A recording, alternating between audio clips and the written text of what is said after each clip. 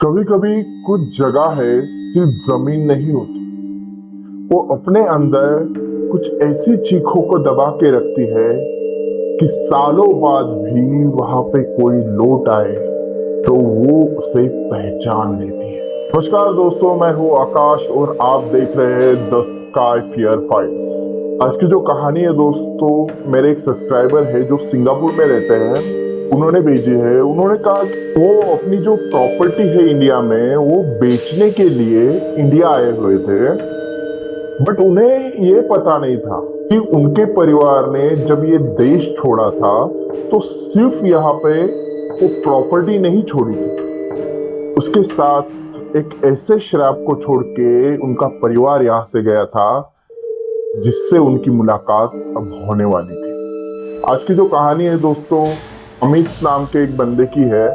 अमित जो है वो सिंगापुर में रहा करते थे। उन्होंने कहा कि भैया साल 1998 में हमारा जो परिवार है एकाएक इंडिया से सिंगापुर शिफ्ट हो गया। मेरे पापा ने वो डिसीजन क्यों लिया, कैसे लिया, मुझे उस टाइम पे कुछ भी खबर नहीं थी, क्योंकि जिस जगह पे हम रहते थे, जिस गांव में हम रहते थे, वहाँ पे हमारी बहुत सारी प्रॉपर्टी थी। एक अच्छा खासा बड़ा सा घर था, फार्म हाउस थे, खेती बाड़ी सब कुछ था। वो सब कुछ छोड़ के मेरे डैड जो थे वो हमें सिंगापुर लेके आए। सिंगापुर में भैया धीरे धीरे मेरे पापा ने अपना बिजनेस बनाया, नाम बनाया, और वहाँ पे हमारी अच्छी खासी लाइफ चल रही थी। सालों बीतते गए। साल 2013 में मेरे जो डैड है वो हमें छोड़ के चले जाते हैं। उसके बाद भैया मुझे पता चलता है कि इंडिया में हमारी बहुत सारी प्रॉपर्टी अभी भी है। तो मैंने सोचा कि इतनी सारी प्रॉपर्टी पड़ी हुई है तो मैं इसे बेच देता हूँ। तो इसकी वजह से मैं भैया सिंगापुर से इंडिया आ जाता हूँ, और इंडिया में हमारी जितनी भी प्रॉपर्टी पड़ी थी वो धीरे धीरे करके बेचने की मैंने प्लानिंग कर ली। और मेरी प्रॉपर्टी जो थी वो धीरे धीरे बिक भी रही थी, बट प्रॉब्लम सिर्फ एक ही प्रॉपर्टी के रिगार्डिंग आ रही थी। और के पास हमारा एक फार्म हाउस था, रोड से लग के फार्म हाउस था, और वहां पे जमीन भी बहुत ज्यादा थी। फिर भी वो जो फार्म हाउस था वो बिक नहीं रहा था, क्योंकि लोगों का कहना था, जब भी मैं लोगों को इस बारे में पूछता था तो लोग कहते थे कि उस फार्म हाउस में रात में कभी भी मत रुकना। मुझे लगा कि किसी ने अफवाह फैलाई होगी कि इस प्रॉपर्टी की जो वैल्यू है वो कम हो जाए। तो भैया ऐसे ही दिन बीतते गए, मेरी प्रॉपर्टी बिक नहीं रही थी, और मुझे ऐसा लग रहा था कि वो जो प्रॉपर्टी है वो सबसे ज्यादा पैसा बना के देगी मुझे। और जब भी मैं गांव वालों से उस प्रॉपर्टी के बारे में पूछता था तो गांव वाले मुझे बताते थे कि उस जगह से रात में अजीब अजीब चीखें सुनाई देती है, ऐसे खरोचने की आवाजें आती है, और जोर जोर से कोई चिल्लाता है कि मुझे छोड़ो, मुझे जाने दो, ऐसी करके आवाजें आती है, और किसी के पीटने की आवाज भी वहां से आती है। अमित जो था उसने सोचा कि अगर मुझे ये प्रॉपर्टी बिकवानी है तो मुझे उस प्रॉपर्टी में स्टे करना पड़ेगा 8-10 दिन, ताकि लोगों को यकीन हो जाए कि वहां पे कुछ भी ऐसा अनयूजुअल नहीं है। तो भैया मैंने क्या किया कि मेरे एक केयर टेकर थे जो हमारी इंडिया की सारी जो प्रॉपर्टीज थी उसकी देखरेख कर को मैंने बताया कि मैं उस फार्म हाउस में 8-10 दिन रहने वाला हूँ। तब उन्होंने मुझे बोला कि भैया आप उस फार्म हाउस में मत रुकिएगा, कहीं और रुक जाइए, गांव में रुक जाइए। मैंने उसे बहुत ज्यादा इंसिस्ट किया, मैंने उसे फोर्स किया। उसके बाद उसने कहा कि ठीक है। मैंने उसको कहा कि उस जगह की आप साफ सफाई कर दो, तो उसने कहा कि मैं 2-3 लोगों को ले जाके वहां पे साफ सफाई कर दूंगा।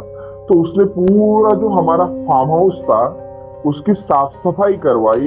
दूसरे दिन मैं शहर से अपना पूरा सामान लेके वहां पे रहने के लिए चला गया। जब मेरा केयर टेकर वहां से जा रहा था भैया, तो उसने मुझे कहा कि साहब आप पूरी प्रॉपर्टी में कहीं भी जाना, बस पीछे जो स्टोर रूम बना हुआ है वहां पे मत जाना। मुझे उसकी बात जो थी वो थोड़ी अटपटी लगी, बट मैंने सोचा कि कुछ छुपा के रखा होगा इसने, इसलिए मुझे मना कर रहा है वहां पे जाने के लिए। पर अमित मुझे लिखते हैं कि भैया जब मैं वहां पे गया उस जगह पे, तो मुझे ऐसा है ना, बहुत ज्यादा नेगेटिव वाइब आ रही थी उस जगह से। ऐसा लग रहा था कि यहाँ का जो मौसम है कुछ अच्छा नहीं है। फिर भी मुझे मेरी प्रॉपर्टी को बेचना था, तो इसलिए मैंने वहां पे स्टे करने का डिसीजन लिया और वहां पे मैं रहने लगा। तो रात को मैं खाना वाना खाने के बाद वहां पे सो गया। तो रात के लगभग 1-1:30 का टाइम हुआ होगा, तब मेरी आंखें खुलती है और मैंने पाया कि सारी तरफ अंधेरा है और वो जो शांति थी ना भैया, मुझे खाए जा रही थी। मतलब कुछ तो अलग था उस शांति में, कुछ तो अलग था उस अंधेरे में। और तभी भैया मुझे है ना एक आवाज सुनाई दी, बचाओ। तब मैं उठ के बैठ गया और मैंने सोचा कि इतनी रात को कौन है यहाँ पे। और तभी मुझे किसी के चिल्लाने की और चीखने की आवाज वहां पे आने लगी। मैं थोड़ा डर गया, पर मैंने सोचा कि एक बार जाके देखता हूँ।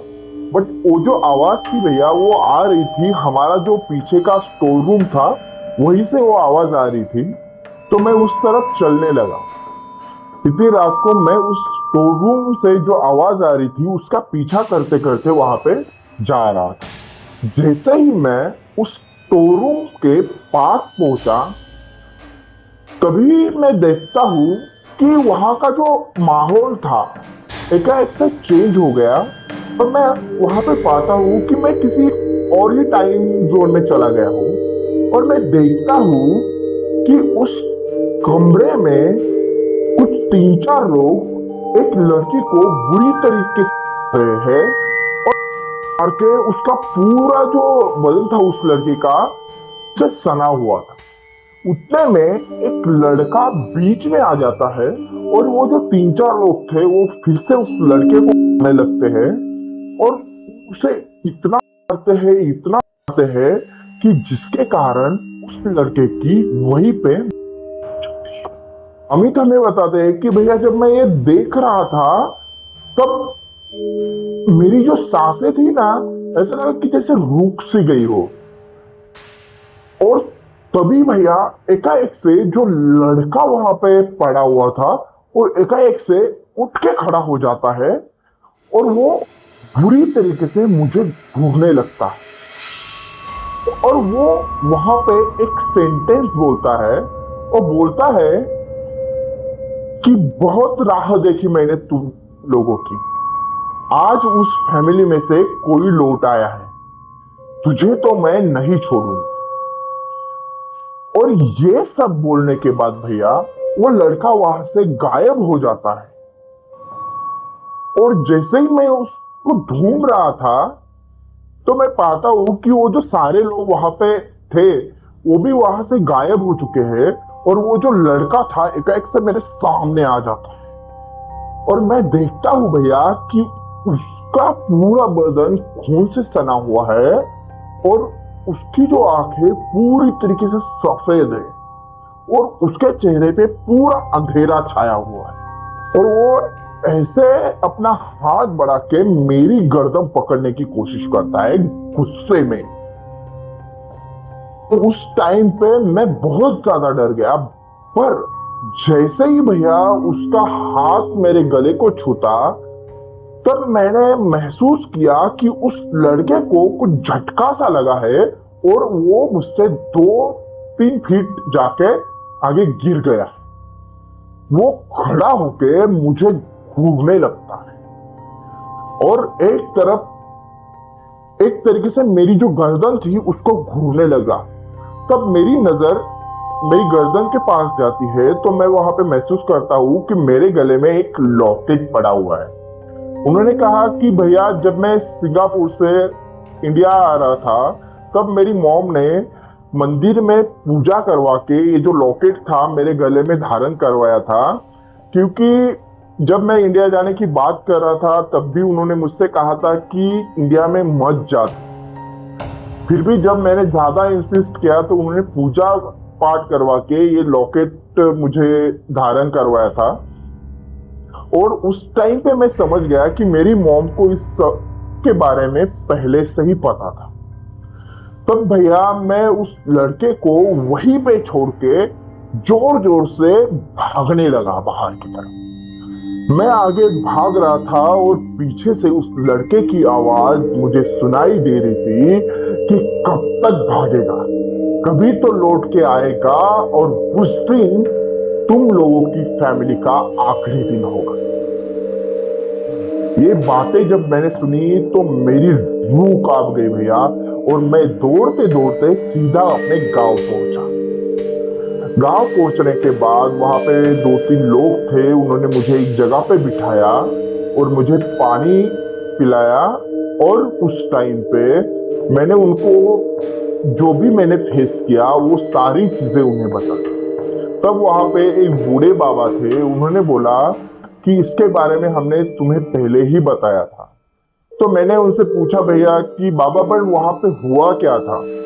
तब वो दादा मुझे बताते हैं, देखो बेटा, जब तुम्हारे दादाजी इस गांव के मुखिया थे, उस टाइम पे तुम्हारे दादाजी का बहुत ज्यादा रुतबा था इस गांव में। यहाँ पे छोटे बड़े जो भी फैसले थे वो तुम्हारे दादाजी ही लेते थे। उनके इस कार्यकाल में एक लड़की थी जो कि निचले जात से थी और एक लड़का था जो ऊंची जात से था। उन दोनों में प्रेम संबंध बन जाता है और उस प्रेम संबंध का पता तुम्हारे दादा को कहीं से पता चल जाता है। जब तुम्हारे दादाजी को ये बात पता चली तब उन्होंने उस लड़की और उस लड़के की फैमिली को ये बात बताई। तब उस लड़के और लड़की की फैमिली ने उन लोगों को बहुत समझाया। फिर भी जब 1-1.5 महीने का टाइम बीता तब तुम्हारे दादाजी को और एक खबर मिलती है कि वो जो लड़का लड़की है वो अभी भी एक दूसरे से मिलते जुलते हैं। एक दिन ऐसे ही तुम्हारे दादाजी ने उनको मिलते हुए पकड़ लिया और उस लड़की को पकड़ के तुम्हारा जो फार्म हाउस है उसके पीछे जो स्टोर रूम है वहां पे बंद कर दिया। रोज उस लड़की को मारते थे, पीटते थे। पर एक दिन वो जो लड़का उस लड़की से प्यार करता था, वो लड़का उस लड़की को छुड़वाने के लिए धोखे से तुम्हारे फार्म हाउस के अंदर आ जाता है और उस लड़की को छुड़ा के भागने लग जाता है। तब तुम्हारे दादाजी और कुछ आदमी उन लोगों को पकड़ते हैं और उस स्टोर रूम में जाके उन्हें बहुत ज्यादा मारते हैं, जिसके कारण उनकी वहीं पे आती है। उस लड़के और लड़की की 3-4 दिन बाद तुम्हारे दादाजी उस फार्म हाउस में रात को स्टे करने के लिए रुके थे। तब सुबह तुम्हारे परिवार को तुम्हारी दादाजी की थी और इतनी क्रूअल तरीके से मिली कि तुम्हारे दादाजी का जो फेस था उस पर ऐसा डर छाया हुआ था, उनकी आंखें खुली हुई थी। ऐसा लग रहा था कि किसी ने उनके ऊपर अपना गुस्सा निकाला हो। ये सब चीजें होने के बाद तुम्हारे परिवार वालों ने एक तांत्रिक बाबा को बुलाया और जब उन्होंने उन तांत्रिक बाबा से पूछा तो वो तांत्रिक बाबा बताते हैं कि जिस लड़का लड़की की तुम्हारे दादाजी की वजह से हुई थी, उनकी आत्मा यहीं पे इस फार्म हाउस में भटक रही है। वो प्रतिशोध के लिए तड़प रही है और तुम्हारे परिवार का कोई भी अगर यहाँ रहा तो वो उसे जिंदा नहीं छोड़ेगी। उस समय तुम्हारे पापा ने देश छोड़ने का फैसला किया और वो अपनी पूरी फैमिली को लेके विदेश में शिफ्ट हो गए। जब ये कहानी अमित को पता चली तो अमित बहुत ज्यादा भावुक हो गया कि उस टाइम पे उसके पापा ने ये डिसीजन इस वजह से लिया था। उसको आज पता चला था ये चीज। उसने बोला कि भैया, दूसरे दिन मैं अपने गांव वालों से मिला और उसके बाद मैंने अपना गांव छोड़ दिया। आज भी हमारी वो जो प्रॉपर्टी है वो वैसी की वैसी पड़ी हुई है, वीरान पड़ी हुई है। और मेरे गांव वालों ने मुझे बताया कि अभी भी उस फार्म हाउस से वो आवाजें आती है। अभी भी कोई भी अगर रात को उस फार्म हाउस के आसपास भी होता है तो उसे वो आवाजें सुनाई देती है और उन्हें किसी लड़की की और लड़के के चीखने की आवाजें भी अभी भी वहां से आती है। तो दोस्तों, ये थी अमित की कहानी। अगर आपके साथ भी कोई ऐसा इंसिडेंट घटा है तो प्लीज हमें नीचे दिए गए व्हाट्सएप नंबर पे आपकी कहानी शेयर कीजिए और सुनते रहिए द स्काई फियर फाइल्स।